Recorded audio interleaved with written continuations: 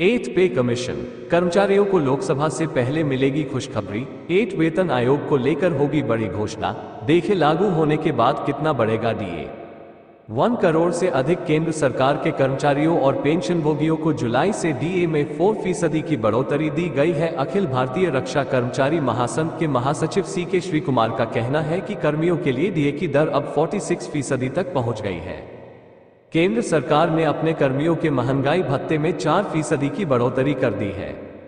महंगाई भत्ता डीए दर अब 42% से बढ़ाकर 46% कर दी गई है। पिछले कई सालों से केंद्रीय कर्मियों का डीए 4% बढ़ रहा है। अगले साल जनवरी में डीए दरें भी 4 से 5% बढ़ सकती है। अगर ऐसा हुआ तो कर्मियों का वेतन पुनरीक्षित होगा। कई तरह के भत्ते भी 25% तक बढ़ जाएंगे। केंद्र सरकार को 8वें वेतन आयोग का गठन करना होगा। ऐसे में केंद्र सरकार के कर्मियों को बम्पर खुशखबरी का एहसास होगा। 7वें वेतन आयोग ने सिफारिश की थी कि केंद्र में वेतन संशोधन हर 10 साल में नहीं होना चाहिए। इस अवधि तक प्रतीक्षा करने की आवश्यकता नहीं है, यह आवधिक भी हो सकता है। हालांकि वेतन आयोग का गठन कब और कितने समय के बाद किया जाना चाहिए, इसकी कोई स्पष्ट परिभाषा नहीं दी गई है।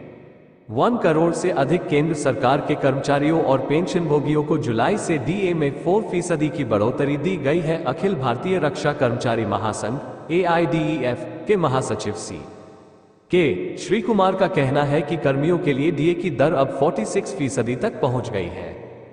फिर जनवरी 2024 में जब महंगाई भत्ता 4 या 5% बढ़ जाएगा तो यह आंकड़ा 50% या उससे भी ज्यादा हो जाएगा। फिर केंद्र सरकार के सामने 8 वेतन आयोग के गठन का प्रस्ताव जोरदार तरीके से रखा जाएगा।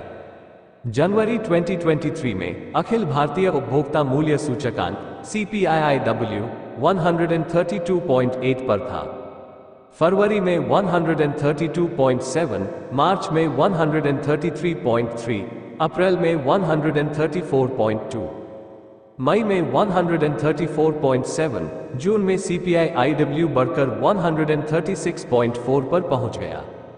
जनवरी से केंद्रीय कर्मियों का डीए 4% बढ़ गया था। जनवरी में डीए दर 42% और जुलाई में 46% तक पहुंच गई। केंद्रीय कर्मियों को अब उम्मीद है कि अगले साल जनवरी में उनकी डीए दर 51% तक पहुंच जाएगी। जनवरी 2024 में सरकार इसे बढ़ाकर 5% कर सकती है। ऐसा होने पर कर्मियों के वेतन भत्तों में संशोधन किया जाएगा। जुलाई 2023 में CPIIW 139.7 पर था। अगस्त में उन्होंने 139.2 अंक संकलित किए।